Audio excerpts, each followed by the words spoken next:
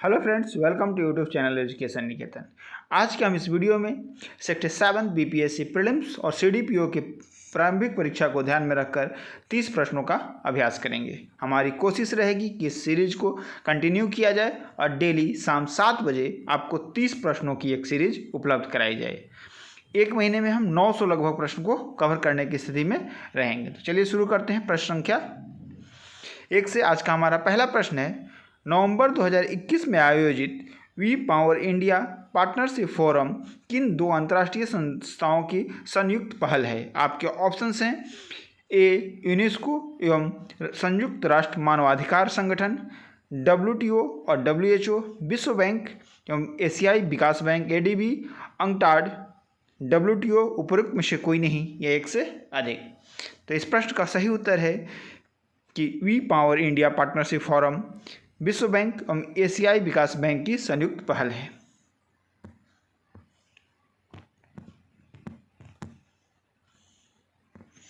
हमारा अगला प्रश्न है, विश्व का पहला 3D printed steel foot bridge किस देश में बनाया गया है? स्पेन, भारत, जर्मनी, नीदरलैंड, उपरोक्त में से कोई नहीं या एक से अधिक।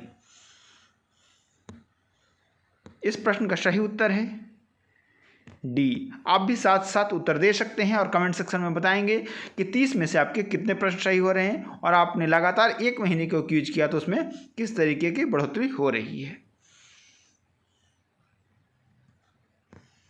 हमारा अगला प्रश्न है, सऊदी अरब ने कब तक ग्रीन हाउस गैसों के शून्य उत्सर्जन का लक्ष्य रखा है?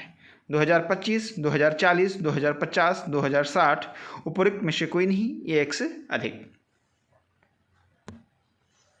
इस प्रश्न का सही उत्तर है डी, वर्ष 2060 तक का टारगेट है।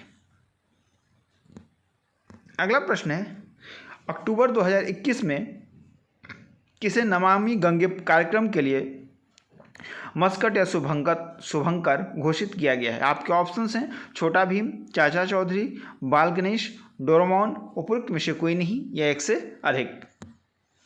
इस प्रश्न का सही उत्तर है चाचा चौधरी। अगला प्रश्न है, नवंबर 2021 में कहां पर देश के पहले घास संरक्षण गृह का उद्घाटन किया गया? नंदावेली, रानीखेत, रांची, पन्ना, उपरोक्त में से कोई नहीं या एक से अधिक। तो इस प्रश्न का सही उत्तर है रानीखेत। अगला प्रश्न है, विश्व सुनामी जागरूकता दिवस किस तिथि को मनाया जाता है?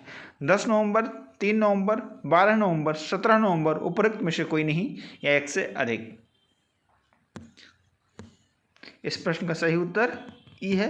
आप कमेंट सेक्शन में बताएं कि विश्व सुनामी जागरूकता दिवस किस तिथि को मनाया जाता है। हमारा अगला प्रश्न है, मानव संसाधन परामर्श संस्था मर्सर के द्वारा जारी कॉस्ट ऑफ लिविंग सर्वे वर्तनी 2 से कॉस्ट ऑफ लिविंग सर्वे 2021 के अनुसार भारत का सबसे महंगा शहर कौन है? नई दिल्ली, कोलकाता, मुंबई, चेन्नई, उपरोक्त में से कोई नहीं या एक से अधिक। तो इस प्रश्न का सही उत्तर है कि इस रिपोर्ट के अनुसार भारत की सबसे जो महंगी शहर है वो मुंबई है और अगर वर्ल्ड वाइड बात करें विश्व स्तर पर तो तस्गाबाद है। अगला प्रश्न है, रूल ऑफ लॉ इंडेक्स 2021 के अनुसार शीर्ष देश कौन सा है? डेनमार्क, फिनलैंड, स्पेन, स्विट्जरलैंड, उपरोक्त में से कोई नहीं या एक से अधिक। इस प्रश्न का सही उत्तर है डेनमार्क।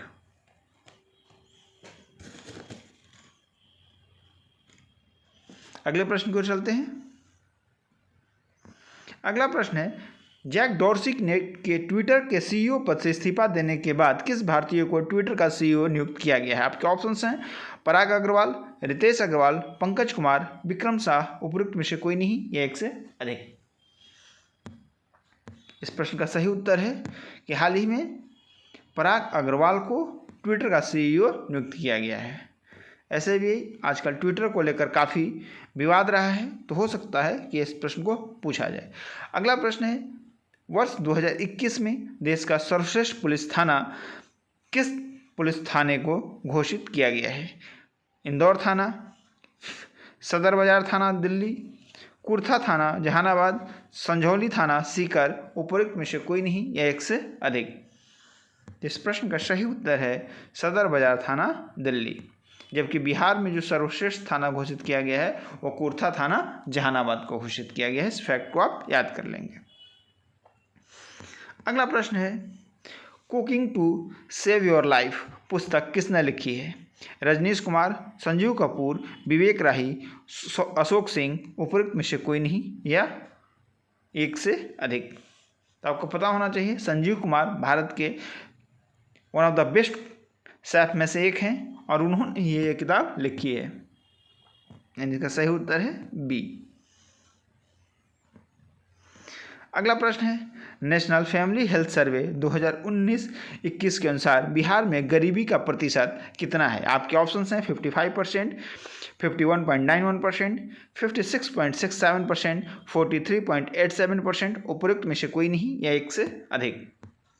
इस प्रश्न का सही उत्तर है कि बिहार में इस रिपोर्ट के अनुसार, इस सर्वे के अनुसार जो गरीबी का परसेंटेज है वो 51.91% है, जो कि भारतवर्ष में सबसे अधिक है। अगर हम गरीबों की संख्या की बात करें तो सबसे अधिक गरीबों की संख्या किस राज्य में है, आप इसे कमेंट सेक्शन में बता सकते हैं। अगर आपने अभी तक एजुकेशन निकेतन का टेस्ट सीरीज ज्वाइन नहीं किया है तो एजुकेशन निकेतन की तरफ से CDPO और सेक्टर 7 BPSC प्रीलिम्स को हिंदी और इंग्लिश मीडियम दोनों में टेस्ट सीरीज चलाई जा रही है, जिसकी की फ़ी मात्र 250 रुपीज़ है। जो आप क्वेश्चंस देख रहे हैं उन्हीं क्वेश्चन जो टेस्ट सीरीज है पूछे गए कुछ प्रश्न हैं, तो आप चाहें तो इस टेस्ट सीरीज को ज्वाइन कर सकते हैं। सारे के सारे टेस्ट फुल लेंथ टेस्ट हैं और BPSC के पैटर्न पे बेस्ड हैं। BPSC के टेस्ट में 10 मैथ के प्रश्न पूछे जाएंगे, जबकि CDPO वाले जो प्रश्न होंगे उसमें उन 10 प्रश्नों के जगह पे 10 प्रश्न में से 2 प्रश्न history, 2 geography, 2 Bihar current affair special और 2 प्रश्न विविध से पूछे जाएंगे। फी 11th फुल लेंथ टेस्ट के लिए मात्र 250 रुपये है। इंग्लिश मीडियम में आप टेस्ट खरीदना चाहते हैं तो निकेतन 51 कोड यूज करें। हिंदी में खरीदना चाहते हैं तो एडू 51 और CDPO के लिए आपको कोई भी कोड यूज करने की ज़रूरत नहीं है। ये कोर्स आप लिंक डिस्क्रिप्शन बॉक्स में दी गई है, उस लिंक को क्लिक कर एजुकेशन निकेतन ऐप को डाउनलोड कर लें और टेस्ट सीरीज को परचेज कर सकते हैं। मेरा दावा है कि इस प्राइस में इस लेवल की टेस्ट सीरीज आपको बहुत मुश्किल से ही कहीं उपलब्ध हो पाएगी। अगला प्रश्न है, 40वें भारतीय अंतर्राष्ट्रीय व्यापार मेले में किस राज्य के पेवेलियन को गोल्डन अवार्ड मिला? राजस्थान, गुजरात, बिहार, हरियाणा, उपरोक्त में से कोई नहीं या एक से अधिक? तो इस प्रश्न का सही उत्तर है बिहार। इस बार बिहार के पेवेलियन को गोल्डन अवार्ड मिला था। आप कमेंट सेक्शन में बताएं कि इस बार बिहार पेवेलियन का थीम क्या था। अगर आप दिल्ली में रहते हैं तो आपको इस तरह के जगहों पर जानी चाहिए।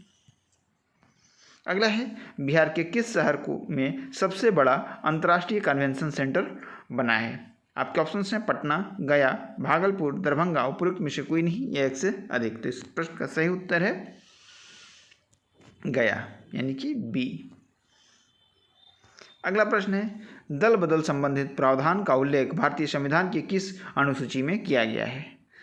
आपके ऑप्शंस हैं चौथी अनुसूची, 9वीं अनुसूची, 10वीं अनुसूची, उपरोक्त में से कोई नहीं या एक से अधिक? तो इस प्रश्न का सही उत्तर है 10वीं अनुसूची, यानी कि ऑप्शन नंबर सी।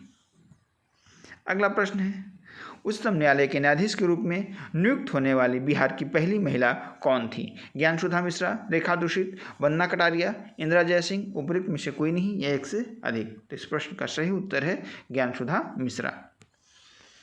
अगला है, 17वीं बिहार विधानसभा चुनाव में सबसे अधिक महिला प्रत्याशी किस दल से चुनकर आई हैं? तो भारतीय जनता पार्टी यानी भाजपा से सबसे अधिक 9 महिला प्रत्याशी चुनकर आई हैं, जबकि कुल महिला प्रत्याशियों की संख्या जो कि निर्वाचित होकर आई हैं 26 है। दूसरे स्थान पर है RJD। अगला प्रश्न है हमारा, बिहार आर्थिक समीक्षा 2020-21 के अनुसार सबसे अधिक उर्वरक खपत करने वाला जिला कौन सा है? ये बिहार की इकोनॉमी सर्वे से प्रश्न है और इस प्रश्न का सही उत्तर है ऑप्शन नंबर सी, यानी कि पूर्णिया। हमारा अगला प्रश्न है, बिहार में स्वतंत्रता से अब तक कितनी महिला राज्यपाल नियुक्त की गई हैं? आपके ऑप्शन हैं 4, 3, 2, 1, उपयुक्त में से कोई नहीं या एक से अधिक। तो इस प्रश्न का सही उत्तर है ऑप्शन नंबर ई, क्योंकि बिहार में कोई भी महिला राज्यपाल अभी तक नियुक्त नहीं की गई हैं। आप कमेंट सेक्शन में बताएं कि पहली मुख्यमंत्री और पहली महिला राज्यपाल भारत की कौन रही है किसी भी राज्य के लिए। अगला प्रश्न है, संविधान का कौन सा भाग संविधान और उसकी प्रक्रिया में संशोधन करने के लिए संसद की शक्तियों से संबंधित है? भाग 8, भाग 14, भाग 16, भाग 20, उपयुक्त में से कोई नहीं या एक से अधिक। बहुत सा सिंपल सा प्रश्न है, इसका उत्तर है डी, यानी कि भाग 20। अगला है, निम्नलिखित में से टाइपो है, कौन संसदीय शासन प्रणाली की विशेषता नहीं है? दोहरी कार्यपालिका, शक्तियों का संलयन, निचले सदन का विघटन, राजनीतिक एकरूपता, उपयुक्त में से कोई नहीं या एक से अधिक। जब इस तरीके के प्रश्न पूछे जाएं तो आप ई ऑप्शन की ओर जरूर ध्यान दें और सारे ऑप्शंस को जरूर देखिए कि कौन सी प्रणाली की विशेषता में आता है और नहीं आता है। इसके लिए लक्ष्मीकांत की जो बुक है उसका ये चैप्टर जरूर आप पढ़ लें, ताकि इस टॉपिक से हमेशा एक प्रश्न यूपीएससी में भी और पीसीएस में भी पूछने की पूरी संभावना रहती है। राइट आंसर है ई।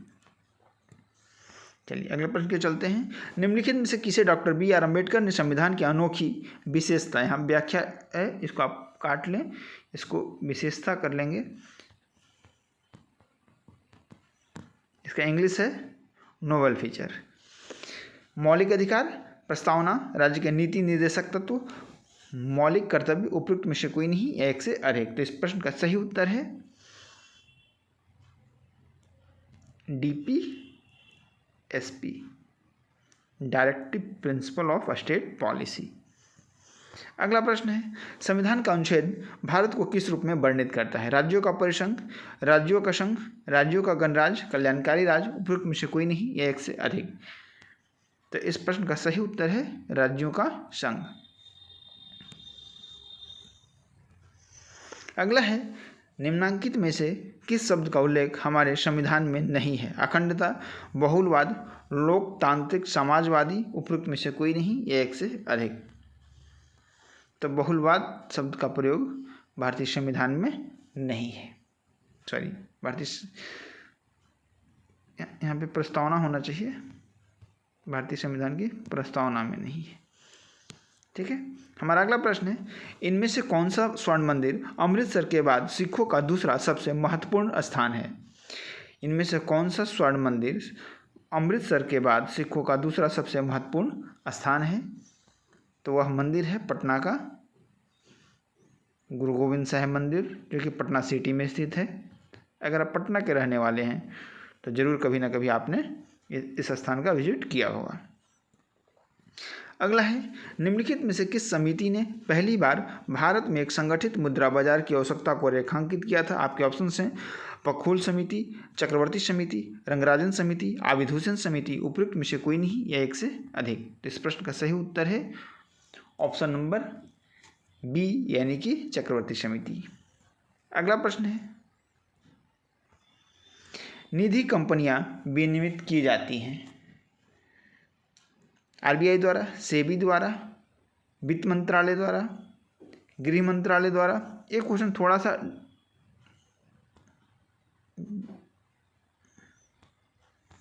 विवादित हो गया था, इसलिए इसको हम हटा देते हैं।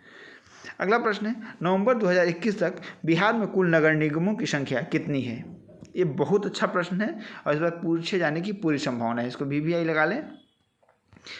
बिहार में नगर निगमों की संख्या 18 हो गई है। पहले 12 नगर निगम थे, आराम से सुन लें इस बात को।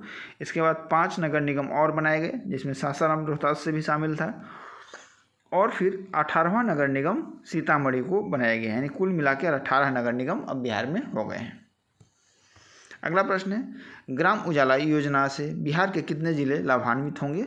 ग्राम उजाला योजना के बारे में आपको पता होगा, LED लगाने संबंधित ये योजना है और 12 वाट की जगह पे अब इसमें 20 वाट की LED अब बिहार में लगाए जाएंगे। इस फैक्ट को भी आप याद कर लेंगे। और इससे लाभान्वित होने वाले जिलों की संख्या 12 है। अगला प्रश्न है, ग्रामीण सड़कों की मरम्मत की निगरानी के लिए कौन सा ऐप लॉन्च किया गया है? चलो ऐप, अनुरक्षण ऐप, चक्र ऐप, पेंसिल ऐप। इसका सही उत्तर है अनुरक्षण ऐप, मेंटेनेंस ऐप। देखो, चलो ऐप परिवहन विभाग के द्वारा जारी किया गया है। चक्र ऐप भू राजस्व विभाग के द्वारा जारी किया गया है, जिसे IIT रुड़की ने तैयार किया है। पेंसिल ऐप लेबर मिनिस्ट्री का है, यूनियन का। इसके बाद एक बेस्ट ऐप है, बिहार सरकार का ही है। बेस्ट ऐप जारी किया गया है बच्चों की उपस्थिति स्कूलों में बढ़ाने के लिए। और इसके अलावा एक तरकारी ऐप है। तो जितने भी बिहार सरकार ने ऐप जारी किए हैं उन सारे को मैंने आपको एक जगह अवगत करा दिया, आप इसे लिख लें। अगला प्रश्न है, लोक नायक जयप्रकाश नारायण की जयंती प्रतिवर्ष किस तिथि को मनाई जाती है? आपके ऑप्शन हैं 2 अक्टूबर, 11 अक्टूबर, 11 मार्च, 11 नवंबर, उपरोक्त में से कोई नहीं या एक से अधिक। तो इस प्रश्न का सही उत्तर है 11 अक्टूबर को प्रतिवर्ष लोक नायक जयप्रकाश नारायण की जयंती मनाई जाती है। जयप्रकाश नारायण को किस उपनाम से जाना जाता है? लोक नायक के उपनाम से। लोकमान्य के उपनाम से किसे जाना जाता है? आप कमेंट सेक्शन में बताएं। और ये रहे आज के 30 क्वेश्चन। अगर आपको हमारी ये सीरीज अच्छी लगी तो कमेंट सेक्शन में ज़रूर बताएं अपनी प्रतिक्रिया, क्योंकि आपकी प्रतिक्रिया के द्वारा ही किसी भी प्रोग्राम में सुधार किया जा सकता है। धन्यवाद।